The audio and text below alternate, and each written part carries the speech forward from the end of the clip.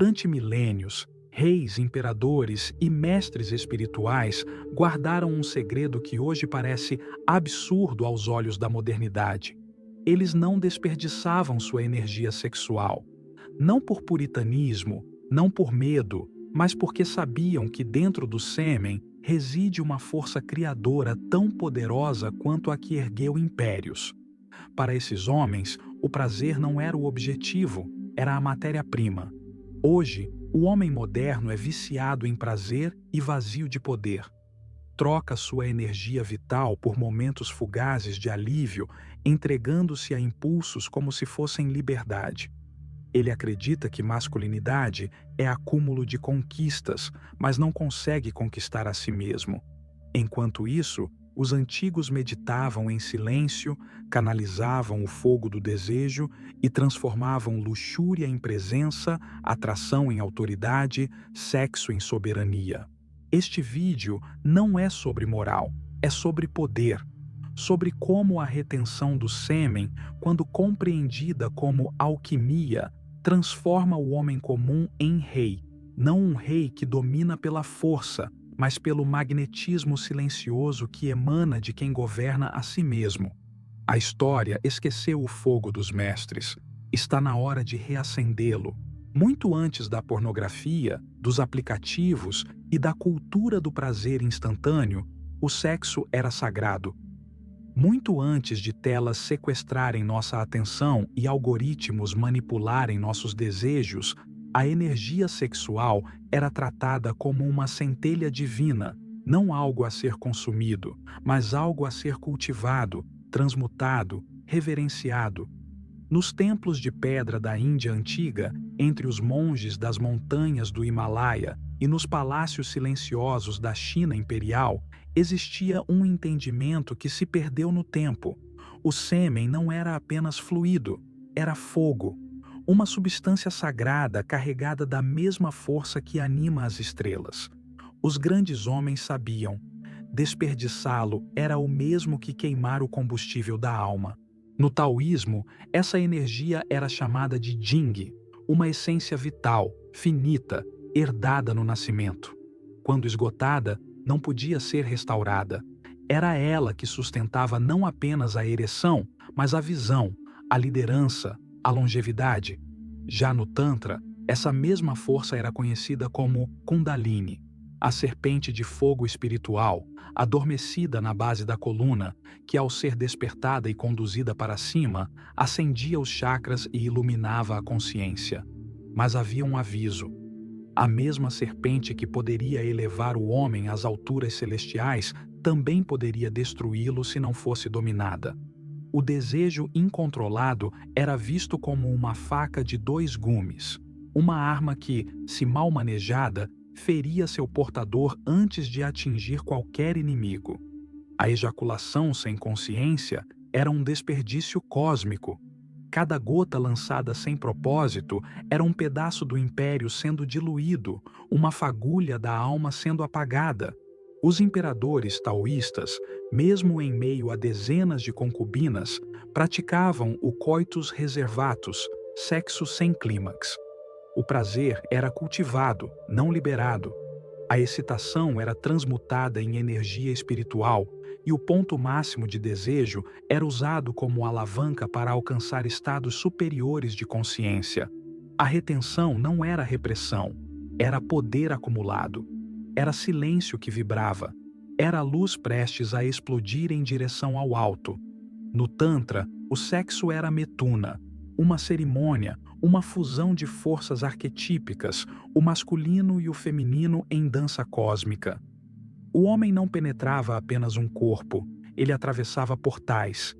E quando mantinha sua presença sem se entregar ao clímax, acessava dimensões onde reis se tornavam deuses.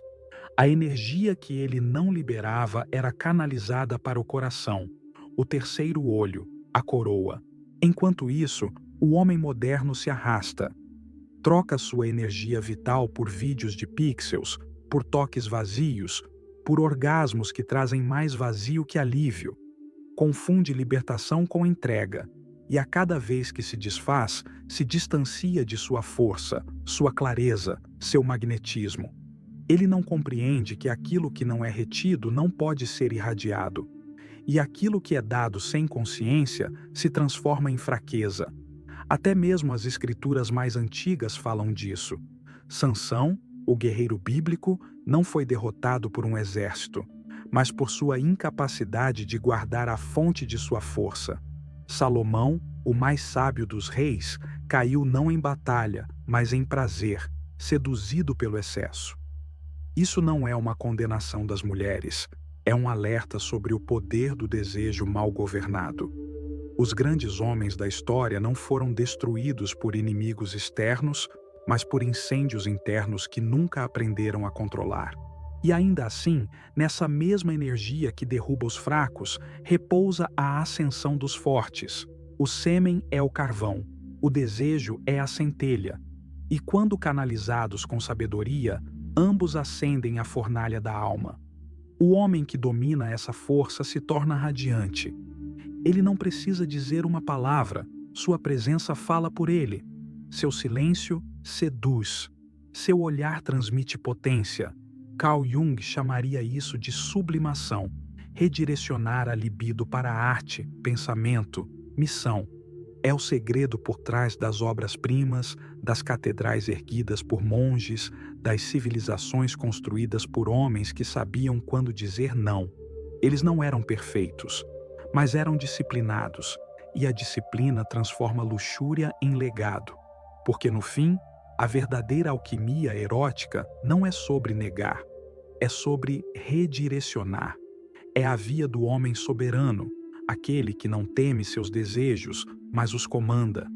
É o caminho do rei que não se afoga na luxúria, mas bebe seu fogo aos poucos, forjando grandeza em cada gole.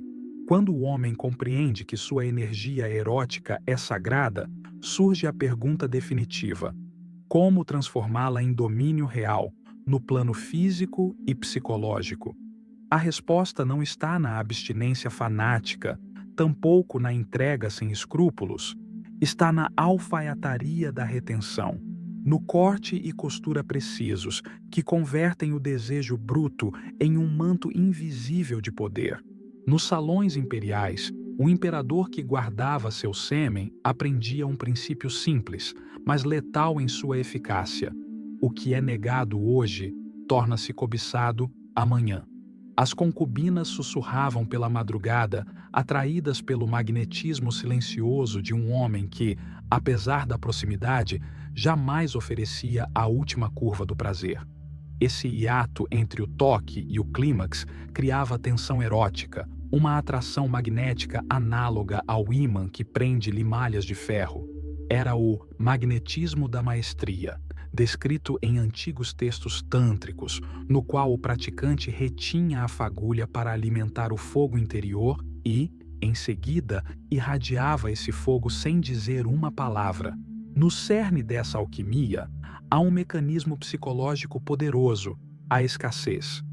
Nas cortes, as aparições do soberano eram sempre calculadas, breves vislumbres que atiçavam o desejo e consolidavam sua autoridade.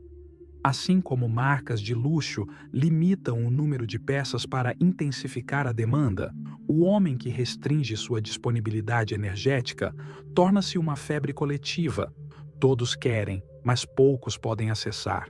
Escassez gera mistério. Mistério alimenta poder. Hoje, em um mundo saturado de distrações e de estímulos rápidos, o homem moderno confunde abundância com liberdade. Ele se exibe nas redes, compartilha cada instante íntimo, gasta sua essência em likes e cliques, e ainda assim se sente vazio. Não entendem que, na alquimia erótica, retirar-se é conquistar território. Ao evitar a rotina do consumo fácil, aquele que retém mantém sua chama interna acesa e coloca-se no comando da narrativa. Ele não persegue a validação exterior, ele a exige pelo simples fato de existir. Mas a retenção não é um ato passivo, é uma estratégia de guerrilha psicológica. O guerreiro antigo, antes de uma batalha, abstinha-se de ejacular para conservar sua fúria e clareza tática. A cada gota poupada, consolidava sua lucidez, sua capacidade de antecipar movimentos. Hoje, um líder de negócios bem-sucedido pode aplicar o mesmo princípio, canalizar a energia sexual para o foco, para a criatividade e para a liderança, em vez de desperdiçá-la em gratificações efêmeras. Carl Jung descreveu esse processo como sublimação da libido, a conversão da energia sexual em arte, ciência e propósito. Pense no artista que escreve uma sinfonia inspirada pela tensão erótica não consumada, no cientista que faz uma descoberta transcendente enquanto retém o impulso pela pressão social de prazeres imediatos, no visionário que ergue impérios ao usar seu foco como espada. Todos eles se alimentam da mesma fonte que, sem controle, se transformaria em distração. O verdadeiro risco está no desvio dessa energia.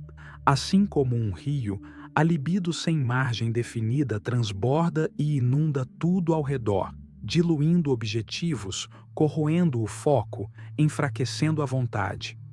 Já o homem que constrói canaletas para seu fluxo interno encontra uma força inesgotável. Cada instante de desejo contido potencializa seu campo de influência, criando um efeito de aura que outros percebem sem compreender a causa. Na prática tântrica, o ato de metuna, o sexo ritual, não termina com o som do êxtase, termina com um sorriso contemplativo. No taoísmo, a circulação do Jing em torno dos órgãos genitais até a cabeça era chamada de pequena circulação celestial, um ritual que integrava corpo e mente, alinhando Yin e Yang. Essas práticas ritualísticas não visavam a repressão, mas a consciência plena do momento erótico, transformando o deleite em um portal para estados superiores de ser. Hoje, basta um clique para derrubar essa ponte entre corpo e espírito. Mas imagine um homem que, em meio a esse frenesi, escolhe retirar-se antes do abismo, que mantém sua postura alinhada e seu olhar firme, como se cada gota de sua essência fosse um soldado sob seu comando. Esse homem não apenas atrai, ele domina o ambiente. Pessoas orbitam ao seu redor, não pelo que ele oferece, mas pelo enigma que ele representa. E a outra camada, o impacto fisiológico. Estudos recentes confirmam que a retenção intermitente influencia positivamente o equilíbrio hormonal, regula a testosterona, estabiliza a dopamina e melhora a clareza cognitiva. A ciência moderna, atrasada em relação aos sábios antigos, agora reconhece que a disciplina erótica pode ser um componente crucial na resiliência mental e no desempenho. Por fim, a alquimia da contenção converte-se em poder transcendente. O homem soberano não busca aprovação. Ele gera influência. Não persegue amantes. Ele comanda respeito. Não serve ao desejo. Ele o dirige. A verdadeira conquista não reside no momento consumado, mas na herança deixada. Ideias, obras, legados que ecoarão muito depois de qualquer prazer passageiro. Em um mundo que prega a entrega irrestrita, a mensagem dos mestres antigos soa quase herética. Guarde seu fogo para que o mundo clame pelo seu brilho. Ao aplicar essa alquimia em sua própria vida, o homem não se torna prisioneiro do desejo, mas seu soberano absoluto, capaz de moldar a realidade ao seu redor com a força silenciosa de quem nunca desperdiçou uma gota de seu poder. O que separa um homem comum de um mestre não é o desejo que sente, mas o que ele escolhe fazer com esse desejo. Enquanto a maioria corre atrás de prazer como um animal faminto, o homem que compreendeu a verdade dos antigos sabe que o prazer é apenas uma isca e que o verdadeiro poder está em não morder. Ele não se abstém por moralismo, mas por sabedoria. Ele não nega o fogo, ele o direciona. E esse fogo, quando bem conduzido, não apenas aquece, ilumina reinos inteiros. Vivemos em uma era em que tudo é estímulo, tudo é pressa, tudo é consumo. Mas o homem que retém, retém mais do que sêmen. Ele retém foco, retém dignidade, retém magnetismo. Ele se torna denso, ele se torna raro, e tudo o que é raro torna-se valioso. Aqueles que governaram o mundo no passado sabiam disso. Eles não venceram porque eram mais fortes. Venceram porque eram mais vazios por dentro, de ruídos, de impulsos, de descontrole. E nesse silêncio, sua presença rugia. Talvez você não queira ser rei, mas em algum nível, todos nós desejamos reinar sobre algo, nossa mente, nosso corpo, nossa história. E esse reinado começa onde o desejo termina, ou melhor, onde ele é transmutado. O homem que aprende a conter, logo aprende a criar. E o homem que cria nunca será escravo daquilo que consome os outros. O fogo que você guarda hoje é a luz que guiará todos os seus passos amanhã. Aqui no canal O Buscador, revelamos os ensinamentos que o mundo moderno preferiu esconder. Sabedorias antigas, alquimia interior, poder que nasce no silêncio e transforma destino. Inscreva-se, porque se você chegou até aqui, não foi por acaso. Foi porque no fundo você sempre soube: o verdadeiro rei governa de dentro.